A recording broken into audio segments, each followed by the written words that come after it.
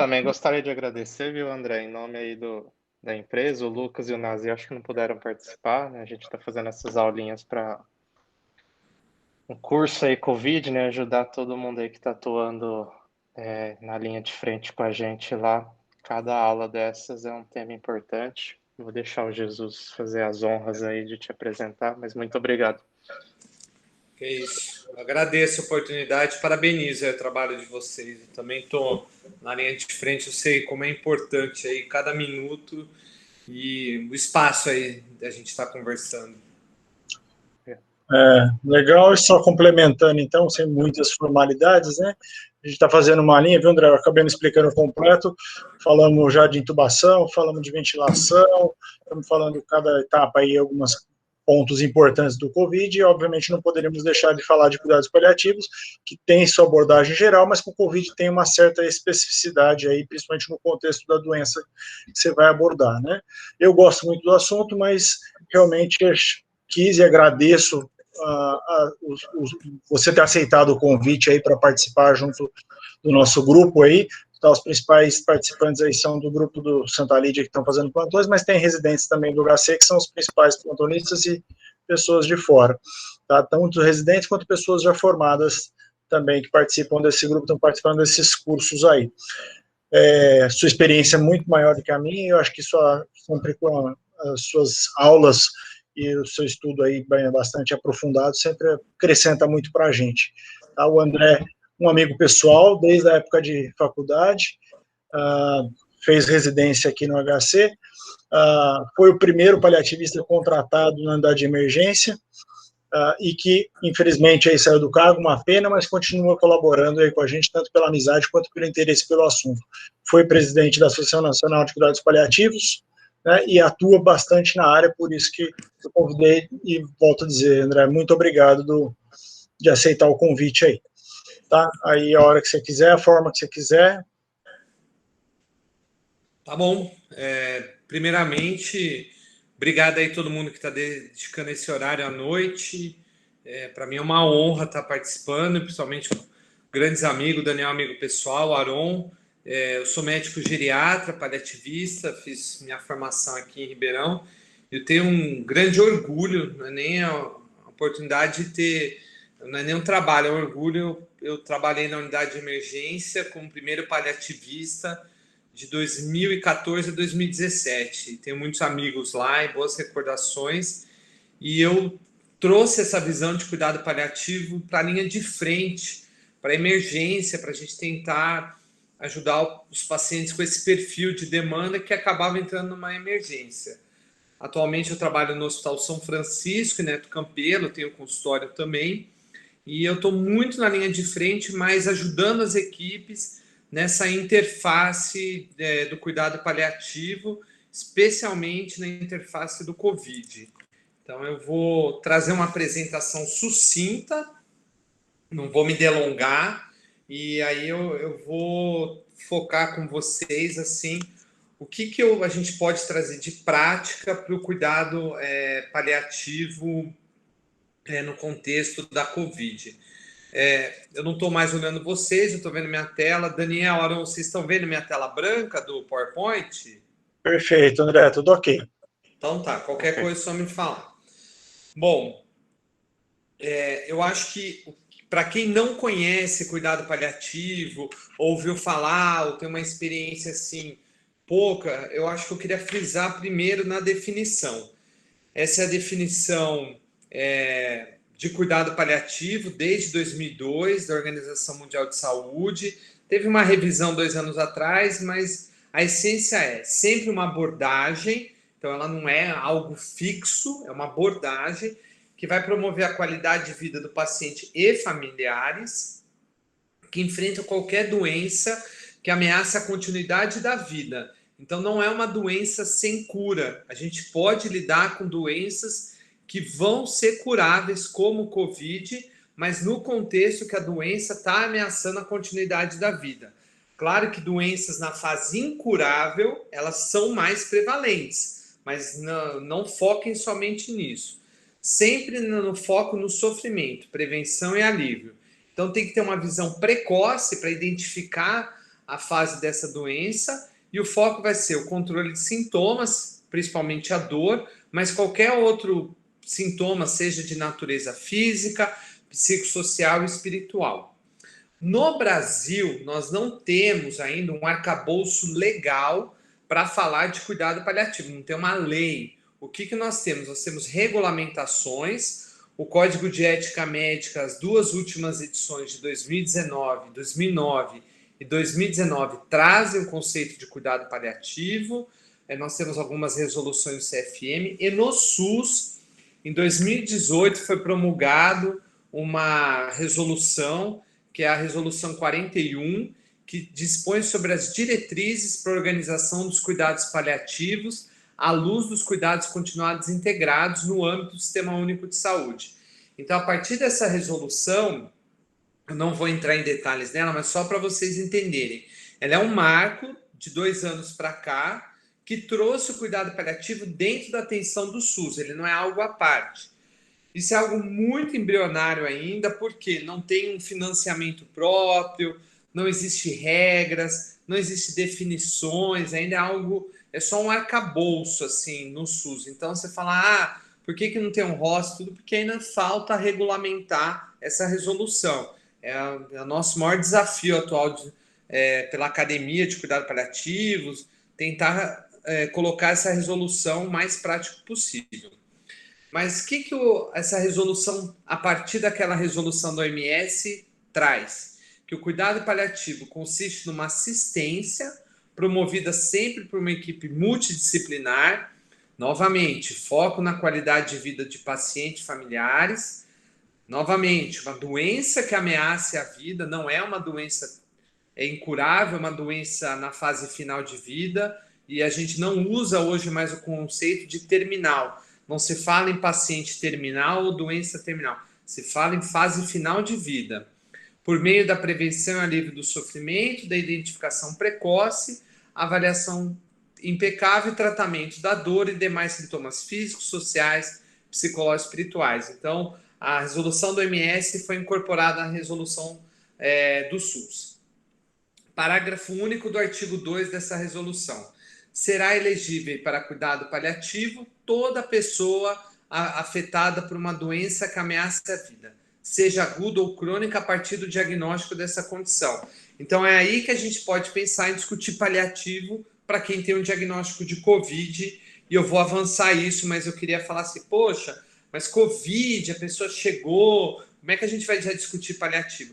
Existe essa visão técnica que uma doença que ameace a vida na fase aguda, ela tem um benefício paliativo, tá? Lembrar que sempre que o paliativo é uma abordagem voltada para o controle de sintomas, conforto e qualidade de vida, ele vai ter que ser oferecido com o tratamento padrão de qualquer doença que ameace a continuidade. Ele não pode ser oferecido quando esse tratamento padrão esgotou ou quando ele não é possível. Então, não falasse, porque senão o risco maior é confundir paliativo com abandono terapêutico, tá? Mesmo durante a pandemia. Então, assim, o paliativo, a gente vai ter uma abordagem, vai entrar com dexametasona, colchicina, enoxaparina, vai entubar, mas a gente vai discutir como aliviar os sintomas, quais são medidas de conforto, o que é qualidade de vida. Então, ele tem que estar casado. Conforme a evolução da doença, se o paciente melhorar do Covid, essa abordagem vai diminuindo, e se ele piorar no contexto da Covid, essa abordagem de paliativo tem que ser aumentada. Então, é uma proporção, tá? Mas nunca falar, não, agora, já que não tem vaga, o paciente é paliativo. Não, isso é um absurdo, não quero frisar isso, tá? Bom, um dos maiores desafios que a gente tem para oferecer cuidado paliativo fora da Covid, ou dentro, ainda mais com a Covid-19, é falar de comunicação. Isso é um pilar da boa prática de cuidado paliativo, e isso é um desafio maior, porque isso aí todo mundo está vivendo, os pacientes isolados, longe da família, à distância, a equipe de saúde descaracterizada, esse contato humano cada vez mais distante. Então, existem estratégias, a teleconferência, ela ganhou muita força, eu tenho realizado muito reuniões de famílias com teleconferência, não é o foco aqui, Se vocês quiserem, a gente pode conversar um pouco, mas a gente tem pilares da comunicação. O ano passado eu liderei um grupo de trabalho com vários profissionais de saúde, diversas especialidades, que eram também especialistas em cuidados paliativos, e nós criamos uma série de materiais para orientar os profissionais de saúde. Eles estão no site da academia, eles são gratuitos, tá numa página específica, depois eu vou apresentar. Se vocês tiverem interesse, vocês podem fazer o download em PDF. Nós procuramos desenvolver um material bem objetivo, uma apresentação gráfica bem fácil, porque a gente sabe da overdose de comunicação que está acontecendo. Então, a gente construiu um material de fácil consulta. E um desses materiais é um guia de comunicação para a pandemia. Ele é baseado no material norte-americano, numa associação que só estuda comunicação também, e aí é mais tipo perguntas e respostas. Como é que a gente tem que então trabalhar o modelo de comunicação, né? O modelo que a gente usa chama esse MVP, Medical Situation, Values e Plan. Então é assim, a situação médica, os valores da pessoa e um planejamento.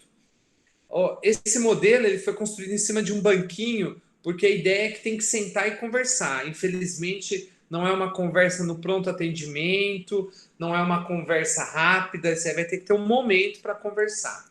O primeiro pilar dessa conversa é o empoderamento. É a gente calibrar a relação da comunicação. Então, é perguntar primeiro o que a pessoa entende, o que a família entende, calibrar o nível de comunicação, o que eles trazem de demandas e ouvir. A gente empoderou as duas interfaces. Eu, como médico, falei o que está acontecendo e eu dei a oportunidade para a família falar as angústias. A gente vai para o próximo passo, que é a explicar. É aquela fase de seja explícitos.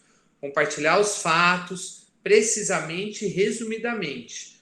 E, por último, também trazer empatia para absorver também as angústias do paciente e da família. Claro que não dá para ser simpático, ninguém vai ficar numa...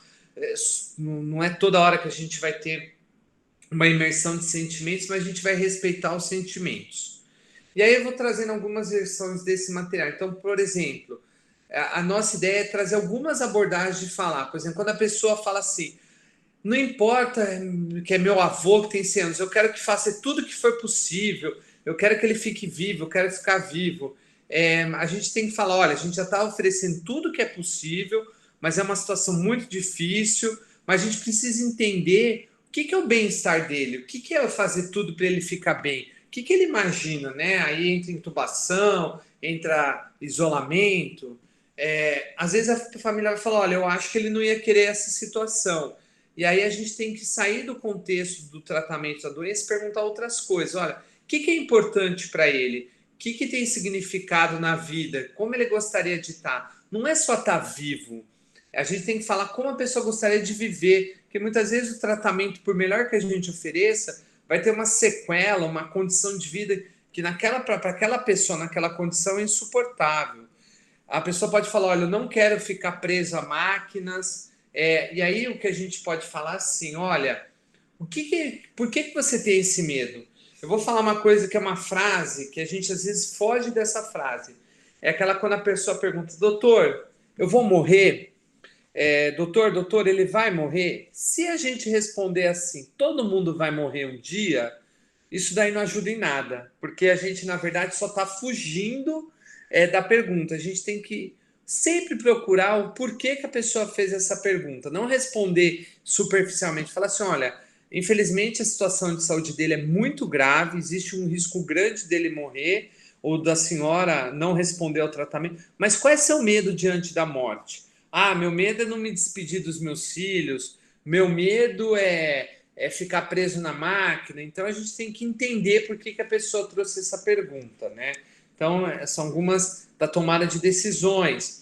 E quando não existe recurso, por exemplo, por que não vai mandar meu avô de 90 anos para a UTI? A gente vai ter que explicar, olha, é um momento excepcional, a gente está utilizando todos os recursos para todos, às vezes seu avô não tem critério de UTI, a gente gostaria que fosse diferente, mas essa é uma situação excepcional. Por que a gente não pode estar na UTI agora? Olha, porque é um risco de isolamento. Eu sei que vocês estão falando isso, tenho certeza que vocês já falaram muito, mas a ideia é a gente padronizar essas respostas para não ser um desgaste cada vez maior, né? Mas se não levar meu avô para uma UTI, ele vai morrer. Às vezes fala, olha, a condição de saúde dele é tão crítica que mesmo numa UTI, ele não mudaria o contexto da doença. Então, eu estou trazendo essas respostas que muitas vezes vocês já falam isso, mas eu gostaria de apresentar para vocês reforçarem o que vocês já fazem certo e às vezes calibrarem da maneira que vocês falam. Porque às vezes é muito angustiante a gente dar uma resposta e não saber se a gente está falando correto. E más notícias, né? Às vezes a gente vai dar uma má notícia por telefone, a primeira coisa que a gente perguntar é assim, olha, você está num local que você pode falar no momento? Parece uma coisa trivial, mas uma vez um familiar falou para mim, falou, doutor, posso pedir uma coisa? Não liga no meu número, liga do meu irmão, porque eu sou eu acho que ele era mototáxi, não tinha nada a ver com Covid. Ele falou, toda vez que liga do hospital, às vezes eu pego o celular, eu vejo, outro dia eu quase caí da moto.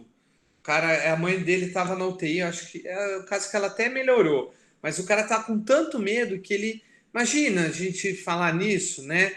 E aí se a pessoa fala, não, eu tô sentado, eu tô tranquilo, olha, infelizmente a gente está ligando sobre o que você é do seu fulano? A gente tem uma notícia complicada, e aí eu sempre procuro calibrar. Quando eu vou dar uma má notícia, eu falo assim para o familiar, eu falo, olha, para não ser repetitivo, eu gostaria que você me falasse qual a última informação que você tem do seu familiar, o que você está entendendo e que dúvidas você ainda tem. Então, a pessoa já me traz um contexto na visão dela e aí eu trabalho a partir disso, né? Falo, olha, então, ele estava entubado, ele estava com remédio para pressão, ele estava assim, mas infelizmente ele não respondeu e ele faleceu alguns minutos atrás.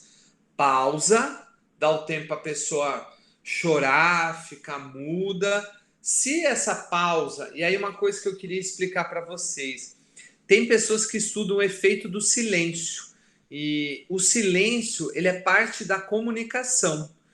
Quando a gente dá oportunidade para ter silêncio, é uma maneira da pessoa calibrar e refletir. Então, a pausa do silêncio, eu sei que é o que a gente fala, aquele silêncio insuportável, ele é fundamental para continuar uma comunicação. A gente precisa ter pausas. Então, quando dá uma má notícia, não fala uma coisa seguida, dá uma pausa. Espera a pessoa chorar. Se demorar muito, vocês falam, olha, eu estou aqui. Espera, fala, olha, você está podendo falar. Espera a pessoa trazer isso, né? E expressa seus sentimentos, fala, olha, gostaria de reforçar meus sentimentos da equipe. E uma coisa que a gente tem visto que é assim, às vezes, quando traz uma má notícia, às vezes a má notícia não é só o contexto da morte em si, da piora, mas o que piora a má notícia é o contexto que a pessoa estava. Então eu falo muito, olha, é muito triste, ele acabou de falecer, mas eu queria reforçar que a gente priorizou muito o controle da dor, da falta de ar. Ele não teve nenhum sofrimento a mais desde que ele estava com a gente. Ele foi sempre bem cuidado. Então, reforça o que a gente faz. Às vezes a gente esquece que a bomba de midazolam e a bomba de fentanil são cuidados fundamentais, né? Então, enfatiza isso. Eu sempre falo para os familiares, falo, olha, ele está no momento na UTI, ele não sente dor, ele não sente falta de ar, não tem nada causando mais sofrimento para ele. Ele não está sofrendo na situação atual. Então, eu acho que são maneiras de amenizar o impacto da má notícia, né? E como é que a gente identifica, então, uma pessoa que ela pode ser elegível para abordagem de cuidado paliativo, já que toda doença que ameace a vida, seja aguda ou crônica, é elegível? Existem várias ferramentas. Eu vou trazer uma ferramenta que está traduzida para o Brasil, uma ferramenta escocesa. Ela não foi ainda validada, mas assim é muito fácil de usar, é muito interessante. Ela se chama SPICT. Não sei se já ouviram falar. É um guia para identificar pessoas com risco de piora. E o SPICT funciona em 3 passos. Primeiro, indicadores gerais de piora da saúde. Pacientes que já têm internações hospitalares recorrentes não programadas, infecções de repetição, descompensação de insuficiência cardíaca. paciente que já vem com declínio funcional, cada vez mais prostrado, se ele já está dependente dentro de casa, seja problema físico ou neurológico, se está perdendo peso ou se está desnutrido, se ele tem um sintoma de difícil controle apesar do tratamento otimizado, ou se a pessoa, a família, solicita cuidado paliativo. Você vai... Não tem critério, pode ser um critério ou ter os 6 critérios. O importante... Aí vocês podem falar, poxa, André, mas se eu pegar um cara aí de 50 anos, 40 anos, com Covid, ele pode estar piorando aí nos últimos dias. Claro que o Covid não vai ser essa situação, mas ele vai ter uns declínios que a gente vai ver a dependência e vai falar, isso é muito vago. Então a gente vai procurar por indicadores, a partir dos indicadores gerais, por indicadores clínicos com uma condição avançada. Então já existem aquelas doenças que são precursoras de doenças incuráveis. Então vai ter o câncer, demência, doença neurológica, doença cardiovascular, doença respiratória, um DPOC prévio, doença renal, doença hepática. Não vou entrar em situações específicas de cada um, porque aí a gente precisaria ter uma abordagem muito maior, mas eu queria deixar claro que existem indicadores, tem que ser discutido, mas vocês podem falar, poxa, o paciente com Covid, agora na segunda onda, muitos eram previamente saudáveis, sem uma doença avançada, e tinham essas condições. E aí, como é que eu sei? Porque essa ferramenta, o SPICT, ele traz um item quando a pessoa não tem nenhuma dessas condições, que é essa. A pessoa não tem câncer, não tem doença respiratória, mas ela tem uma condição que é uma deterioração e sobre o risco de morrer de qualquer outra condição ou complicação que já não seja reversível. Então, Covid moderado, Covid grave, ele entra no critério do SPICT aqui. Então, ele é uma condição que a pessoa está com risco de morrer ou ela está com uma complicação do Covid que já não é reversível. Seja uma lesão pulmonar persistente, seja uma doença renal fase aguda dialítica que não melhora. Então, isso ajuda a gente mapear essa condição. Então, quando a gente identifica um paciente com indicador geral de piora da saúde, mais uma doença crônica, uma doença aguda irreversível, a gente vai ter que fazer o quê? Um plano avançado de cuidados. O que é? Reavaliar o tratamento atual e as medicações, considerar, discutir o caso com um especialista para controle de sintomas, quando tiver esse especialista, acordar o objetivo do cuidado a partir do momento que a gente identificou que o risco da pessoa morrer por Covid é muito alto e planejar esse cuidado, planejar com antecedência antes da pessoa perder a consciência, antes dela ser entubada, procurar identificar algum valor, eu vou falar isso com vocês, e sempre, gente, sempre, registrar no prontuário o que foi conversado, por que a pessoa está elegível para cuidados paliativos, com quem vocês conversaram, como conversaram, e coordenar esse plano para todo mundo, tá? Então, não é uma conversa de corredor, tem que estar registrado no prontuário. E eu vou trazer, então, essa visão de cuidado paliativo alinhado a outras recomendações. Existe, eu acho que esse material que vocês já devem ter tido contato, que são recomendações da Associação de Medicina Intensiva Brasileira, AMIB, junto com a Abramed, Medicina de Urgência, a Sociedade Brasileira de Geriatria, e a própria academia, numa situação que, infelizmente, a gente está muito próximo, já não estamos nela, de esgotamento de recursos, né? Então, essa ferramenta é um cenário de triagem de pacientes. Ela se baseia num tripé, que é a gravidade da doença, isso aí vai ser o SOFA, que é uma ferramenta muito utilizada em UTI, avaliação do risco de ser um paciente elegível para paliativo, e aí é o SPICT, tem comorbidades graves com expectativa de sobrevida menor que 1 ano, fazer avaliação preferencialmente através do SPICT. Paciente é SPICT positivo. E aplicar o ECOG prévio à funcionalidade do paciente. Então, o paciente pode pontuar 1 ponto, porque ele vai ter um SOFA menor que 8 ou 4 pelo SOFA. Se ele tem o risco de falecer de uma outra doença, é 3. E o ECOG prévio dele também vai pontuar de 0 a 4. Então, essa vai calcular a pontuação e o leito de UTI. Eu sei que a MIB e estava pesquisando validar essa ferramenta, ver quem estava usando para pontuar, para melhorar isso. Eu não tive conhecimento se eles aprimoraram a ferramenta, mas foi até hoje essa é a ferramenta principal. E como é que ela funciona? Então, critérios de gravidade para COVID. Será que o paciente tem um desejo contrário já à UTI ou à ventilação mecânica? Sim. É um paciente com risco de morte iminente? Sim. Já é uma doença numa fase irreversível? Mesmo? Então, é cuidado paliativo. Não. Não é ainda uma morte iminente, mas ele é elegível. Então, é um tratamento na enfermaria e, se ele piorar, priorizar cuidado paliativo. Ele não tem nenhum desejo prévio contrário, elegível para cuidado paliativo. A gente vai aplicar o SOFA, o SPICT e o ECOG. Menor pontuação é priorizada. Tem leito na UTI? Sim. Aí ele está na UTI. Mas digamos que dentro da UTI ele piore. Ele não está com bom ritmo? Ok, alta da UTI. Mas ele está piorando na UTI. Está com droga vasoativa, está dialisando, vai ter que dialisar. Novamente, a gente vai ter que discutir cuidado paliativo. Eu quero deixar claro que não é que recuperação provável já tem alta. A gente tem que discutir. Não tem leito na UTI. A morte é iminente? Sim. Novamente, discutir cuidado paliativo. Não. Ele está aguardando uma vaga, ele às vezes tem recusa, pode ser que ele volte para isso até a piora, até não ter melhora clínica.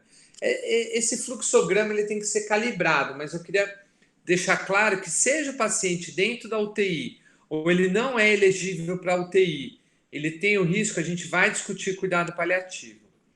E a OMS publicou dentro do manual de manejo clínico do COVID, logo na primeira onda, ela falou o seguinte, ela recomendou identificar em todos os pacientes com COVID se eles têm um plano avançado de cuidados, com desejo ou não de suporte de UTI, respeitar suas prioridades e preferências para adaptar esse plano, independente da escolha de tratamento, e oferecer cuidado paliativo em todas as instituições que prestam cuidado a pessoas com COVID. E aí, então, falar um pouco dessa história do Plano Avançado de Cuidados. Isso aqui é um material que também está disponível no site da NCP. Então, primeira coisa, o paciente ele está elegível para cuidado paliativo, ele tem uma doença prévia ou ele está numa fase grave do COVID. Vamos atrás dos valores objetivos. O que é mais importante para o paciente? Olha, o que é mais importante? É viver por mais tempo, independente da qualidade, ou o paciente se manifestou previamente que não gostaria que prolongasse a vida? Se o objetivo principal, o tempo de vida, é o principal objetivo, independente da qualidade, a gente vai dar seguimento para o tratamento. Vai entubar, ou ele foi entubado, vai levar para a UTI. Se não tem um consentimento, se o tempo de vida é o principal, o consentimento não vai ser apropriado. Mas aí o que a gente vai? Primeiro, discutir o plano avançado dos cuidados. Então, brevemente, às vezes pode ser numa triagem, numa admissão da UTI.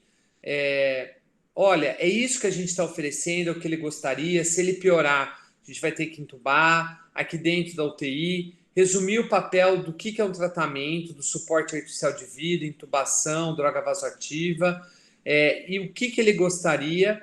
Apresentar o plano de cuidados. Então, se o suporte artificial de vida não está condizente com o que o paciente e a família deseja, a gente vai ter que discutir, então, o limite do tratamento e esclarecer, então, se a pessoa entendeu e registrar no prontuário. Agora à tarde, eu fiz isso, eu tive uma situação, eu tenho uma paciente que eu acompanho há 2 anos com Alzheimer numa fase moderada, ela mora num apartamento, ela anda, come, ela é independente para as atividades básicas, ela tem cuidadora 24 horas, não tinha nenhuma outra doença em fase avançada e o Alzheimer também não estava em fase avançada. Vinha com uma queixa de fadiga há 2, 3 dias. Ontem as cuidadoras entraram em cuidado comigo porque estava ficando com uma frequência cardíaca mais baixa. Hoje eu falei, olha, eu vou hoje lá visitá-la. Hoje extremamente prostrada, eu pedi para levar ela para o Hospital São Lucas, até falei para o meu colega, falei, olha, a frequência cardíaca dela está 40, 45, mas a saturação dela, até onde eu sei, eu tinha visto o POX, a distância, estava 97, 90. Ela chegou em insuficiência respiratória franca, meu colega me ligou, falou, olha, ela tem alguma diretiva antecipada? Eu falei, não, nunca ela discutiu isso, ela nem tinha uma doença. Eu falei, ele entubou ela, levou para tomografia, comprometimento de 50% a 75% do parênquima pulmonar, fez o teste COVID e veio positivo. Ela está entubada, sedada, está com fentanil, não está precisando de droga vasoativa, está guardando vaga lá na UTI do Ribeirânia, porque não tinha vaga. E aí eu conversei com o filho dela, ela tem um filho único, expliquei a situação, e o que ele trouxe para mim? Eu falei, olha, a gente teve que entubar ela, porque a gente não sabia, mas eu considero que se ela piorar, ela vai ter pouco benefício de novos tratamentos. E ele já me trouxe assim, olha, doutor, eu não quero que prolongue ela mais do que está acontecendo. Infelizmente é uma situação muito drástica, eu sabia que isso ia acontecer um dia, não imaginava que era dessa maneira, mas eu não quero que faça nenhum outro tratamento além do que está oferecendo. Então, eu avisei a equipe, documentei para não dialisar, não reanimar ela. Então, o limite dela é o limite atual. Vou aguardar as próximas 48, 96 horas para uma tomada de decisão, tá? Então, a integração do cuidado paliativo, ela é proporcional. Então, a gente vai ter o momento do cuidado paliativo para pacientes com doença avançada, o cuidado paliativo na emergência, o cuidado paliativo já nos pacientes com Covid avançado. Então, avaliação de sintomas, às vezes vai ser numa fase prévia, pessoal, depois avaliação rápida à beira-leito, depois por vídeo. Manejo da dispneia, pensar no tratamento padrão, oxigênio, pensar em opioides, morfina é um carro-chefe para alívio da dispneia, esteroide, nebulização. Às vezes vai ter que ser entubado, não vai dar tempo, como eu falei o caso dessa paciente. Esteroides, nebulizador, oxigênio, opioides, discutir o papel dos corticoides e às vezes sedação paliativa, se a gente não entubar o paciente. Delírio também é outro contexto que acontece muito.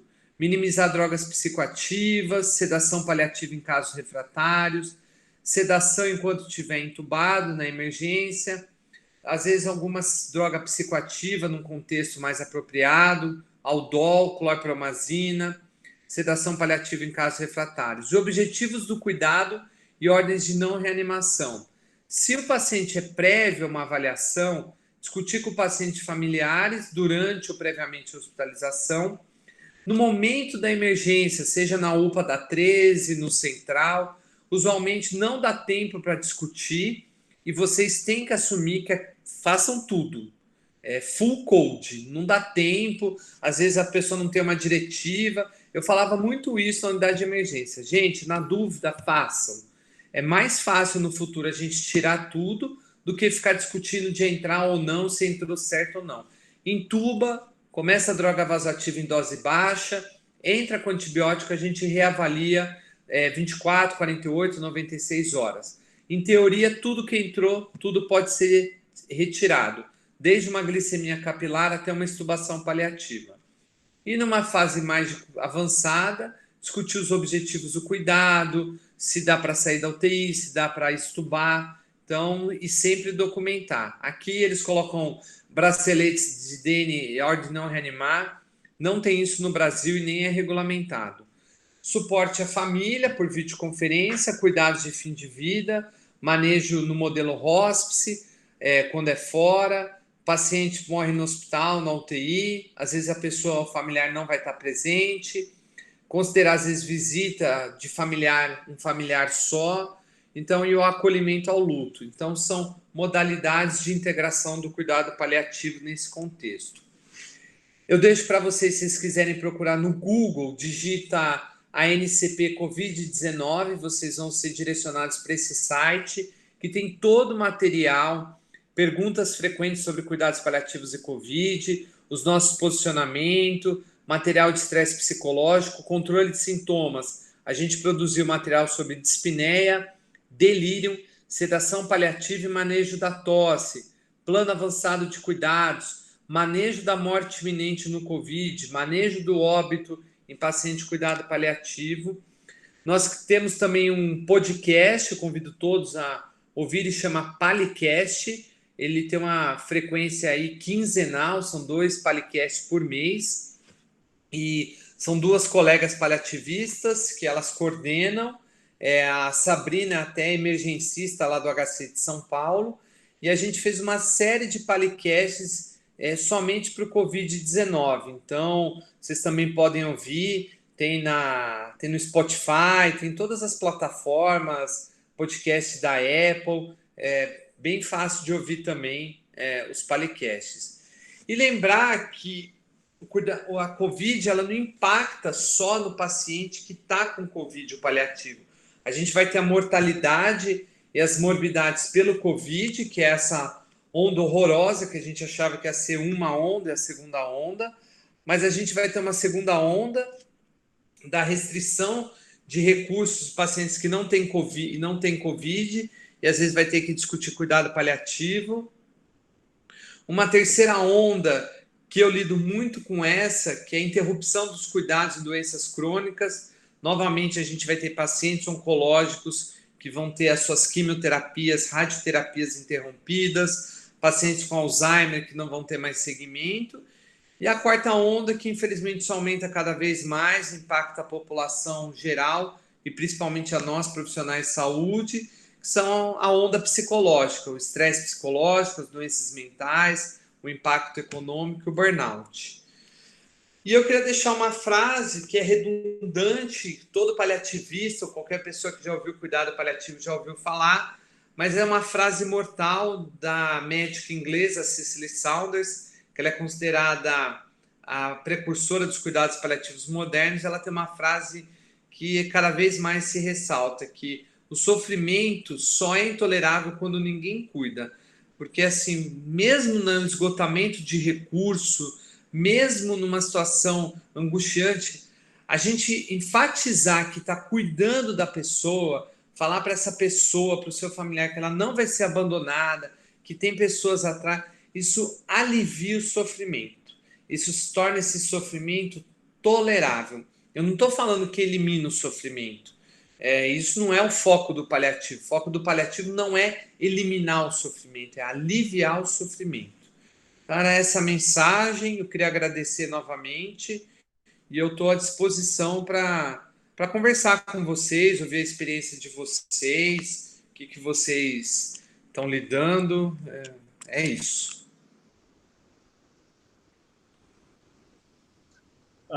Legal, André, muito obrigado. Pessoal, quiser escrever no chat, pode escrever. Quiser interromper ou falar no meio, só ligar o microfone e ativar, tá? É realmente como uma conversa, uma coisa aberta.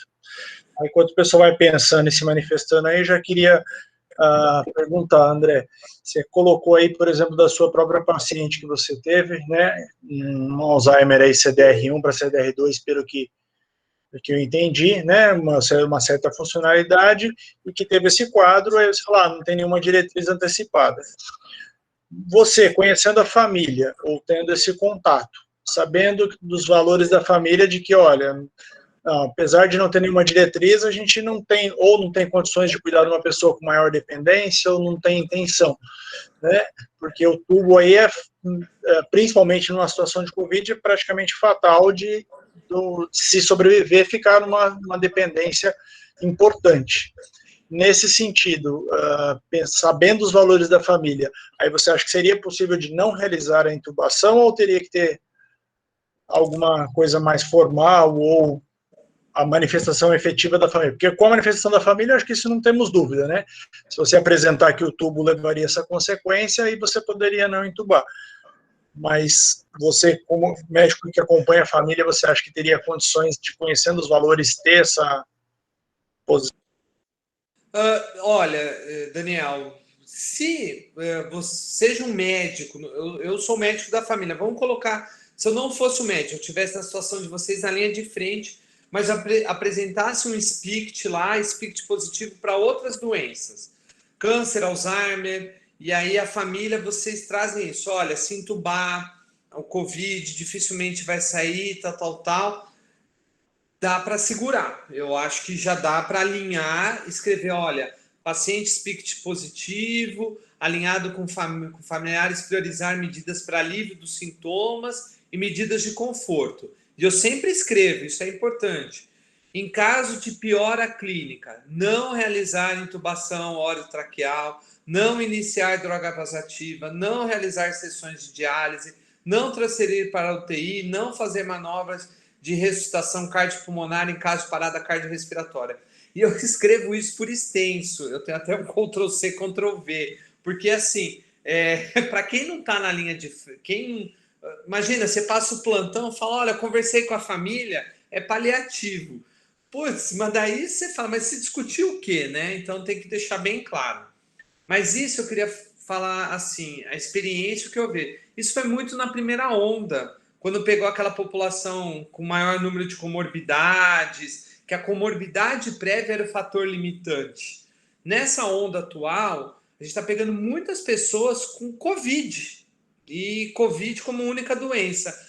Eu vou falar para vocês, eu nunca consegui ver uma família de falar, por favor, não entuba. Eu já vi o medo da pessoa ser entubada por achar que morre porque foi entubada. Mas eu mesmo falei para a pessoa, não, o tubo é parte do tratamento. Eu nunca ouvi falar, não, eu vou morrer de Covid. O que eu tenho visto muito? Entuba a pessoa e aí muitas vezes entubou é um marcador de mau prognóstico. E aí já conversa com a família, olha, tá entubado, tá aguardando o leito, pode ser que piore e nessa condição novos tratamentos não vão ajudar. Aí mantém aquela nora 10 ml hora, né, aquele cheirinho de nora para manter o MID e o FENTA associado, né, porque senão fica aquela coisa. E aí foi o caso dessa senhora. Eu falei para o filho dela, eu falei, olha, ela está recebendo todos os cuidados, ela está sedada, está com remédio para dor, ela não está sofrendo. Mas eu considero que se ela piorar, ela não vai melhorar. Alinhei aí. Segundo momento que eu estou vendo mais nessa onda. E o terceiro momento que às vezes eu vejo é um paciente que está na UTI, já está uma semana na UTI, saiu da fase inflamatória do Covid, aí a gente está vendo que o pulmão está com a complacência péssima, ficou com aquela sequela pulmonar, às vezes já está no terceiro ciclo de antibiótico, já entrou com ceftriaxona, já usou tazocin, já está na Mera e na Vanco, creatinina já está nos seus 2.0, 3.0, e aí é um marcador que eu entro, que é o terceiro momento de abordagem paliativa. É falar, olha, a situação dele agora é irreversível. Às vezes, vou falar a experiência para vocês, eu alinho a diálise como fator limitante. Eu falo, a família fala assim, ó, vamos fazer uma diálise. Se estabilizar na diálise na primeira sessão é o limite, não adianta tentar outra ou a partir do momento. E aí a gente fala de não reanimar. Então eu tenho feito isso muito para não ficar aquele paciente prolongando na UTI, aquela paciente que recebeu todo o tratamento, mas ninguém soube limitar o tratamento. Então eu enxergo esses três momentos. Não entubar com uma doença prévia. O segundo, entuba e alinha, se piorar, não fazer novas medidas. E o terceiro, paciente na UTI que já recebeu uma carga de tratamento e a visão da equipe da UTI é que o desfecho óbito é inevitável. Eu falo isso para a família, eu falo, olha, não importa o que a gente faça daqui em diante, ele vai morrer de qualquer maneira, infelizmente, como sequela da Covid, né? Então, acho que são os três momentos para a gente estar... E vou falar para vocês, geralmente, quando eu estava na UE com vocês, e era Alzheimer, câncer, fazia uma reunião com a família, alinhava.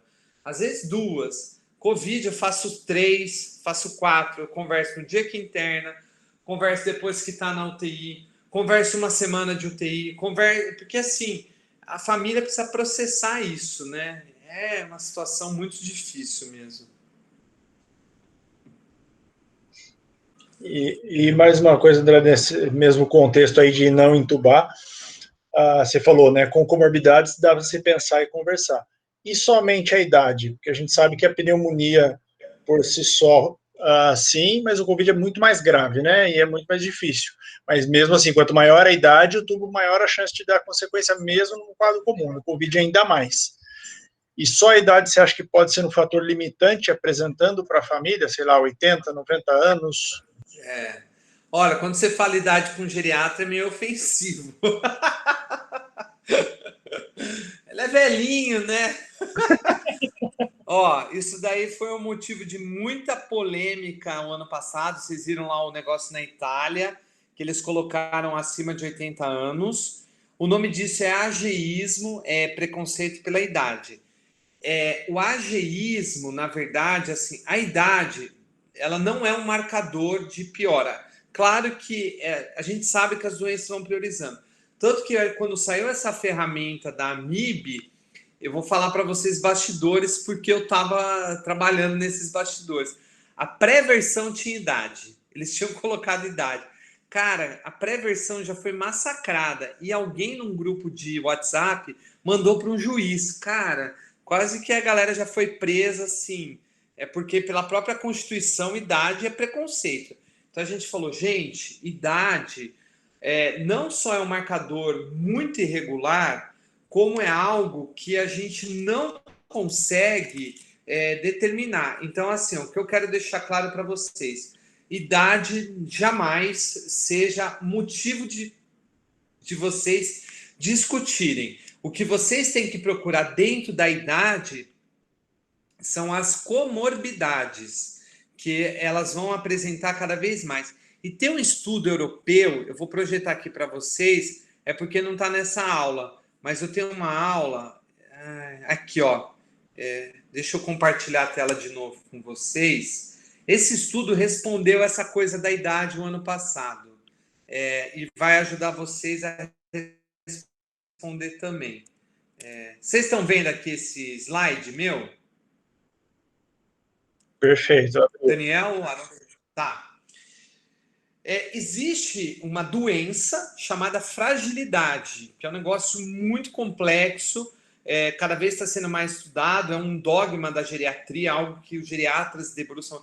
Fragilidade é a perda da capacidade do indivíduo de responder a fatores estressantes, e o Covid é um deles. E esse estudo foi um estudo europeu, multicêntrico, observacional, que avaliou o impacto da fragilidade na sobrevida de pacientes com Covid. Esse gráfico que eu estou mostrando para vocês é uma escala clínica de fragilidade. Inclusive, ela foi validada no Brasil ano passado. Eu acho que a gente vai acabar tendo muito contato com ela cada vez. Eu uso ela direto. Mas assim, o paciente na escala clínica de fragilidade 3, 4, o 1 e o 2 é o paciente fit. É o vozinho que está correndo, viajando, dirigindo. O 3, 4 é um frágil leve, ele não faz esporte. É os nossos tiozeira que eu falo, sabe? Aquele tiozeira de bar. O cara não tá doente, mas não faz nada para ser saudável. Então, comparado ao saudável prévio, ele tem 1,5 vezes maior chance de morrer. O 5 e 6 é o idoso de andador e de bengala.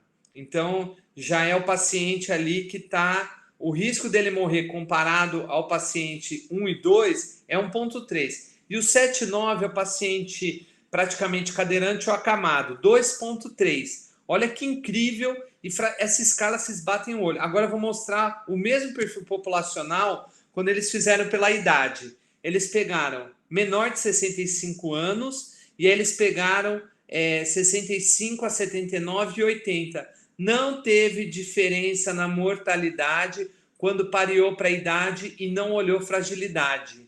Então, assim, quando a gente está olhando idade, se você não pareia o perfil do paciente, na verdade você está vendo que a sobrevida é igual. Então, o legal é porque a idade ela é um marcador de outras comorbidades. E uma comorbidade que a gente ainda não estuda muito é fragilidade. Então, assim, não abordem idade com os pacientes, gente. Eu acho que vocês podem até falar assim, olha, ele tem 90 anos, a chance de resposta dele ao tratamento é menor, mas falar assim, não, ele tem 90 anos, ele não responde ao tratamento, tá? Porque isso, eu estou falando até do ponto de vista legal, a Constituição brasileira fala que isso é um preconceito, isso daí o juiz dá uma canetada, só não vai prender a gente porque não tem mais médico para atender, né?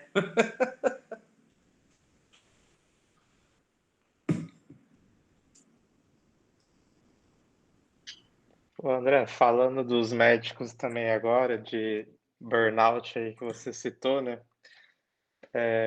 Eu vejo muito, né, relato, não só assim, tanto de colegas, e eu vejo médicos comentando no Brasil e no mundo inteiro também, médicos de outros países, falando de uma queda na empatia, né? Ao longo aí da pandemia. Acho que é mais difícil relacionado ao negacionismo, né? Lidando com familiares ou pacientes aí mais complicados. E assim como outras coisas no paliativo que às vezes a gente acha que são da personalidade da pessoa, tem aquela pessoa que tem uma personalidade que permite lidar melhor com familiares ou que sabe conversar melhor, que a gente até muito tempo interpretava isso como algo assim inerente à pessoa, né, ou à personalidade da pessoa. Tem aqueles que são melhores para fazer isso e aqueles que não. E aí desde que começamos a discutir, né, e surgiu paliativos e estudar isso, a gente viu que são habilidades que podem ser desenvolvidas, né? Você pode aprender, como você falou, como lidar com familiares, como comunicar más notícias. Em relação a essa questão da empatia, existem métodos da gente desenvolver isso ou de manter-se empático em meio a tudo isso? Como é que é isso? Excelente colocação, Aaron. Realmente a gente está, esse estresse emocional esgota a nossa empatia. Empatia, ela é uma inteligência emocional. Ela não é algo inato ao ser humano. A gente não nasce empático, então a gente precisa aprender a desenvolver. Existe assim a maneira de desenvolver empatia é uma coisa assim de reflexão. A gente vê o que a gente falou e gostaria. Um modelo que a gente pode até discutir no futuro, eu fiz já, me ajudou muito, é o roleplay, é você contratar atores e colocar os atores e a gente testar um cenário, olha, você falou isso, você não falou aquilo, porque...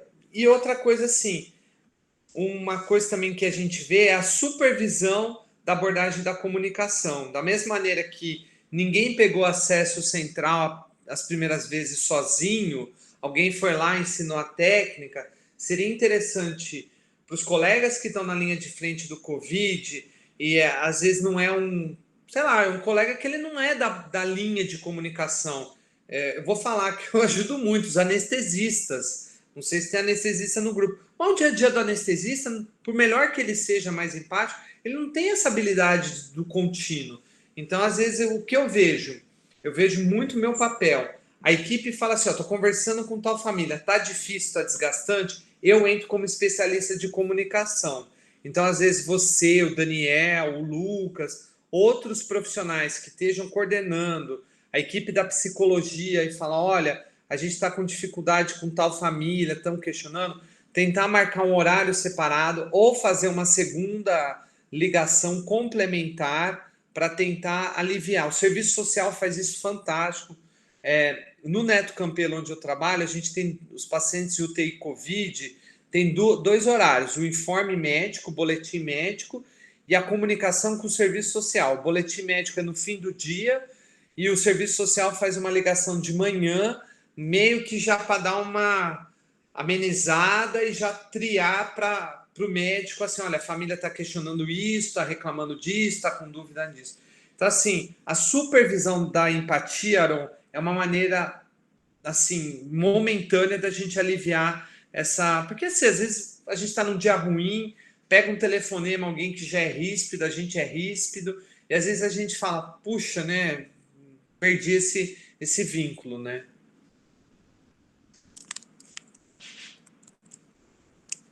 Obrigado, acho que é isso mesmo. Eu já participei de roleplay, é sensacional mesmo, na época da residência, né, com o Daniel Forte lá no ICESP, foi algo que eu achei que não ia gostar e acho que foi os lugares que eu mais aprendi paliativos, foi numas 4 ou 5 reuniõezinhas que eu fiz na época da residência. Vale muito a pena mesmo. Para quem não conhece, olha, fala, que bobeira, vou perder meu É, tempo aqui. teatrinho, né? Teatrinho, aí a galera filma, e aí a hora que mostra a maneira que você fala errado, o jeito que você ficou com o braço, você fala, nossa, velho, é impressionante, né? Uma coisa legal, os alunos têm tido uma atividade semelhante, pelo menos uma época do ano.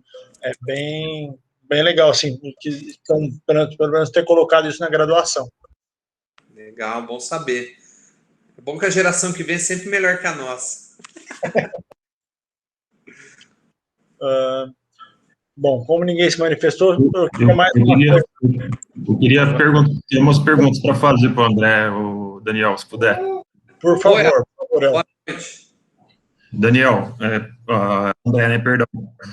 Realmente obrigado, viu, pela aula. Vocês devem estar ouvindo a minha filha falar aqui no fundo. Desculpa se chorar ou ranhetar. Mas, primeiramente, obrigado pela aula, pelo prazer de assistir a sua aula. Meu nome é Elton, eu sou médico emergencista formado aqui no HC. Os estudos demonstram que esses pacientes que são eleitos para cuidados paliativos, nos últimos dias de internação ou nas últimas horas, o hospital tem um gasto enorme, né?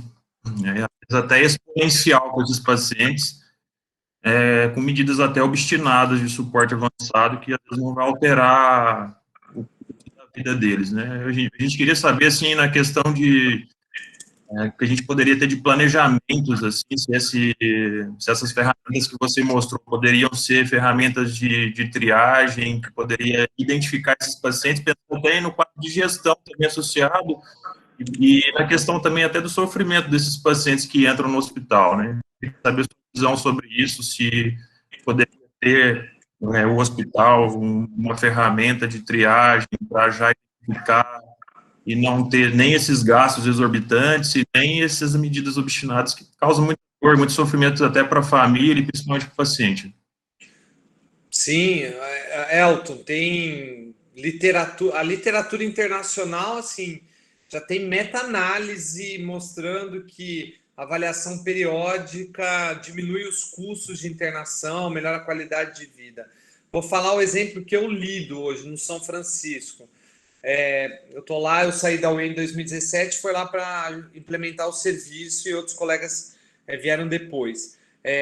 Nós temos todo paciente que é admitido na enfermaria, a enfermagem tem que aplicar o SPICT, é uma ferramenta obrigatória da admissão, e tem uma enfermeira navegadora que ela passa em todos os setores e ela confere quem a gente chama de SPICT positivo, e ela vê se dentro desse SPICT já tem um plano de cuidados alinhado. Conversou com a família na emergência? Não, a família falou que está ciente, está tudo bem, só quer alívio do sofrimento. Se não tem, aí ela vai lá, entrevista a família, procura entender a demanda, e se é algo muito crítico que não tem plano de cuidados, aí ela marca uma reunião comigo e com ela, e aí eu vou aprimorando e eu faço esse intercâmbio. Então, o impacto disso é assim, evitar que o paciente grave vá para a UTI e evitar que o paciente da UTI sofra obstinação terapêutica porque não tem como estar. O que eu quero falar é o seguinte, eu vejo muito intensivista cada vez mais conversando muito bem, assim, olha, uma geração assim de 10 anos para cá é um fenomenal, assim. Só que o que eu vejo, o intensivista é sobrecarregado. Se tirar um cara da UTI para fazer uma conversa de 1 hora com a família, poxa, você deixou de assistir 10 pessoas dentro da UTI, sabe?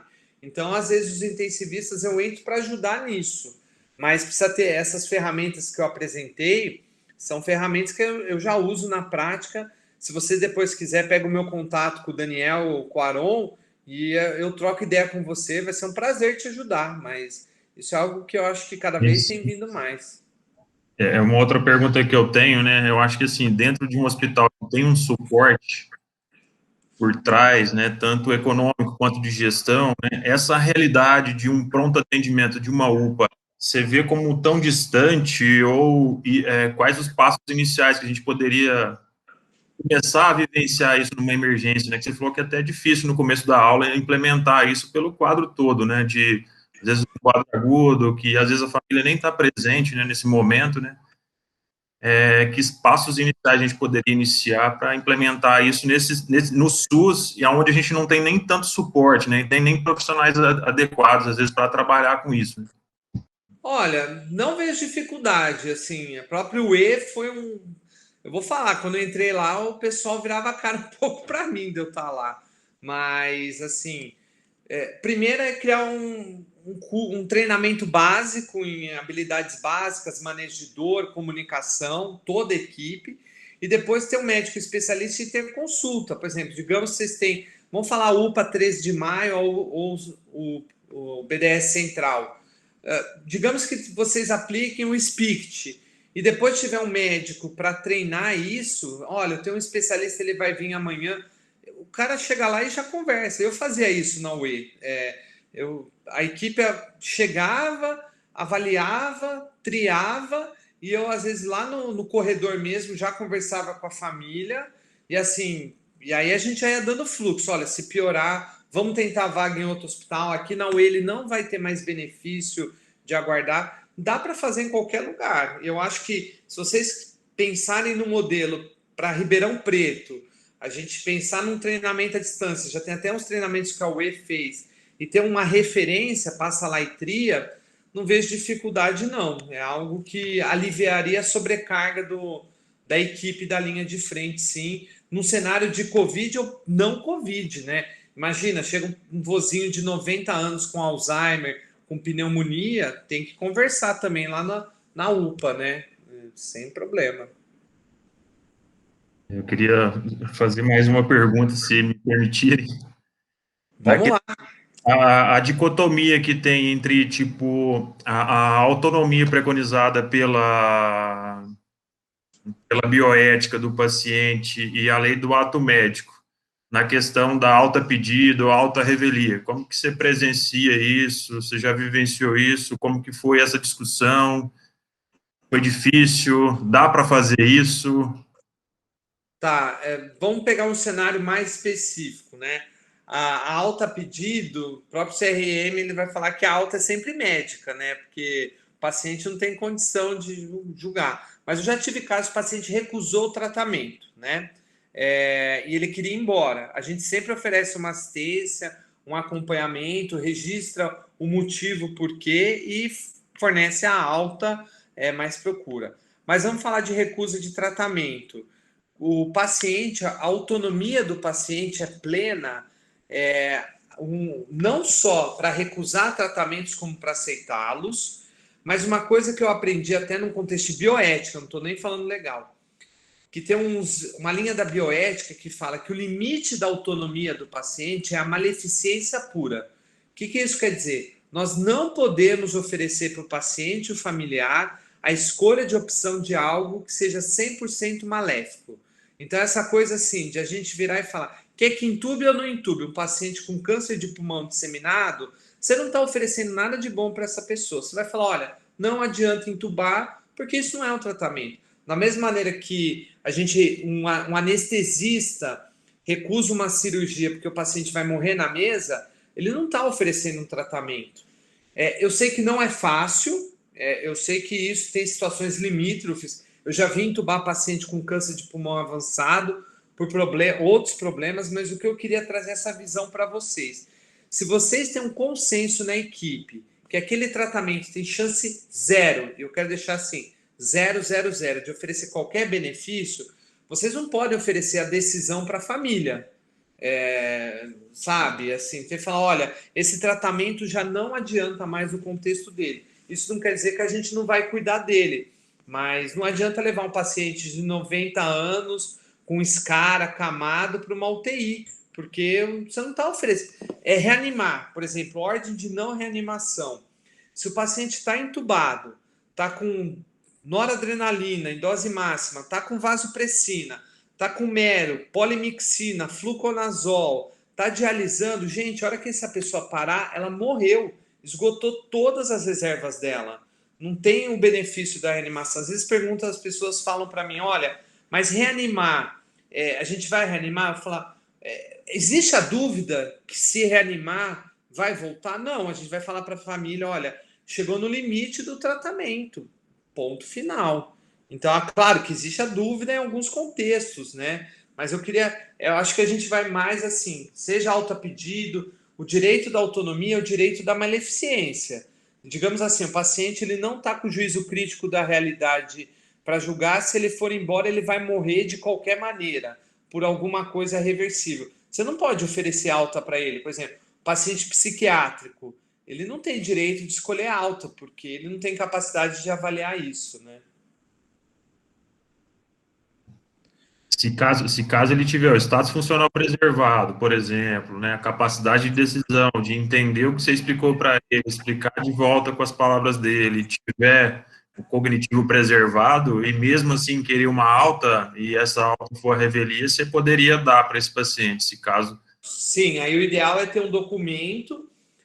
Eu lembro que a gente fez um documento desse no Hospital de Américo Brasiliense.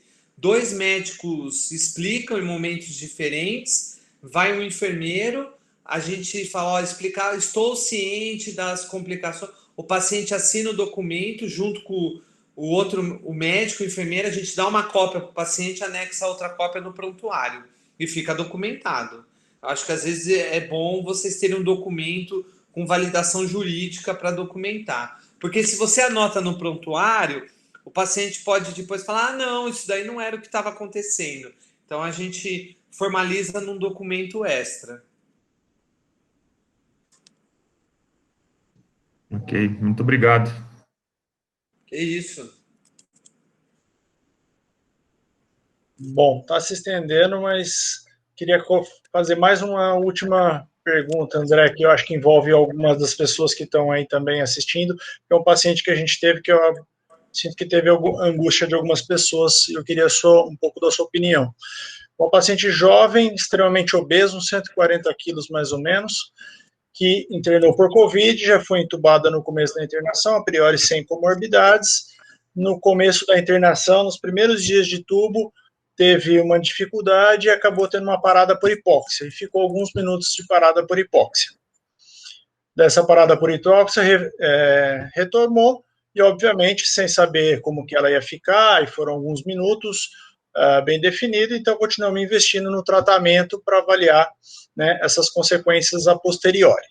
Nesse processo, enquanto avaliávamos, começou a dialisar e estava com antibiótico terapia e todo o suporte, ou seja, estava com suporte máximo de cuidados, drogas vasoativas não estavam altas, mas drogas vasoativas baixas.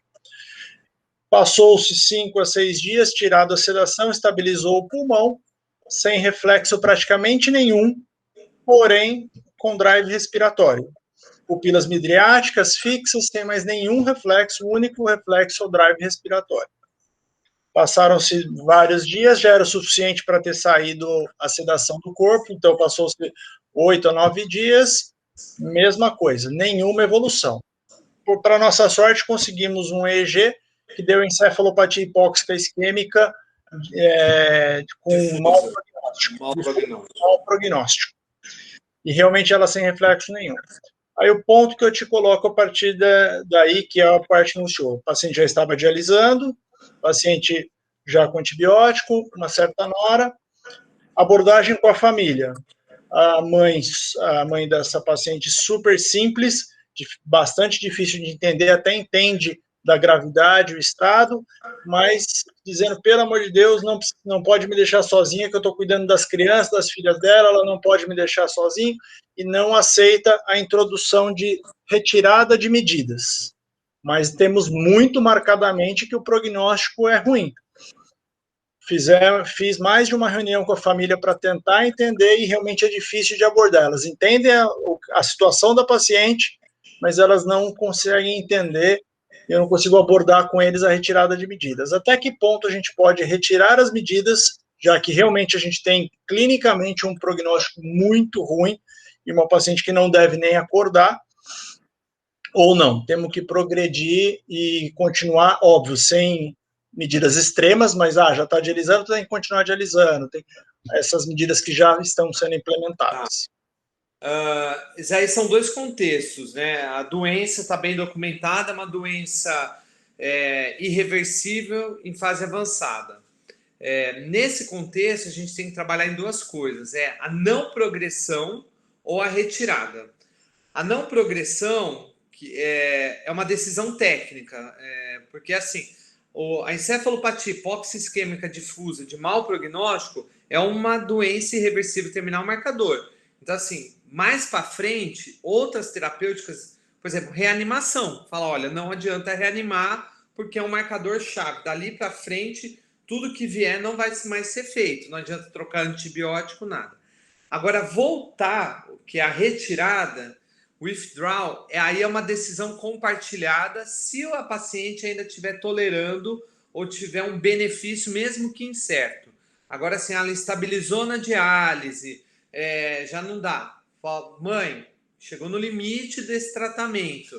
Agora, por exemplo, falar uma extubação paliativa, que é o que a gente pode até pensar, aí a retirada parte muito a suspensão, a retirada, parte muito ou de uma intolerância ao tratamento, que aí no tubo não tem essa intolerância, a pessoa vai até o final, ou uma decisão conjunta. O que a gente vê? É muito mais fácil alinhar não progredir, porque tem até um conceito técnico, a limitação técnica, a maleficência pura, então a autonomia acabou daqui para frente, é uma decisão técnica, mas a decisão da retirada, voltar, aí é uma decisão compartilhada. Olha, vou falar para vocês, é muito, muito difícil, porque assim, não é um contexto só técnico, biológico, é um contexto emocional, familiar, social, financeiro, espiritual, que são coisas que nós não temos, assim, interferência. Se vocês quiserem ver 2 casos fantásticos, procurem na Netflix um documentário chamado Extremes. É um documentário de 24 minutos, bem curtinho, de uma UTI que tem 2 pacientes que se discutem progredir ou não o tratamento. E aí vocês vão ver por que em alguns casos eles progridem, por que em outros casos eles regridem do tratamento. E as famílias trazem a visão de cada um. Nesse caso, eu vou falar para vocês, falar, olha, mãe, a gente vai manter todo o tratamento enquanto sua filha conseguir tolerar, mas ela já não tem benefício de outros tratamentos além do que ela está recebendo. E frisar o conforto dela, sabe? São situações assim que, infelizmente, essa mãe nunca vai ter a capacidade emocional de processar isso, de refletir, né?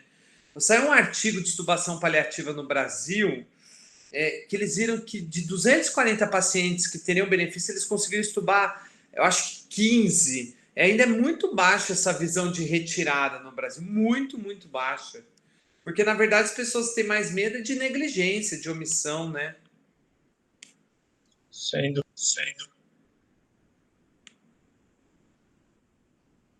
Bom, legal, André, obrigado. Gente, alguém quer falar mais alguma coisa? Perguntar ou comentar? Bom, então, dentro desse contexto, agradeço muito a sua aula, a participação, as dúvidas, sempre a sua camaradagem aí e sua paixão pelo assunto aí, tá? Espero que a gente continue e tenha até próximas discussões. Engrandeceu bastante, com certeza, o nosso curso. Para todos, muito obrigado da presença. Espero, depois que depois a gente montar o próximo tema, a gente manda para todo mundo para dar continuidade. Obrigado aí, parabéns mais uma vez, agradeço. E no futuro, se passar essa fase, se vocês quiserem a gente discutir outros temas, extubação paliativa, limitação terapêutica na UTI, olha, estou à disposição. Provavelmente vai ser daí as lesões crônicas pelo Covid e a limitação pelas lesões crônicas que já veio também na hipoxemia crônica e no O2 domiciliar. Tranquilo. Obrigado, André. Obrigado, André. Valeu, obrigado, gente. Sucesso aí para todos. Um grande abraço. Boa noite.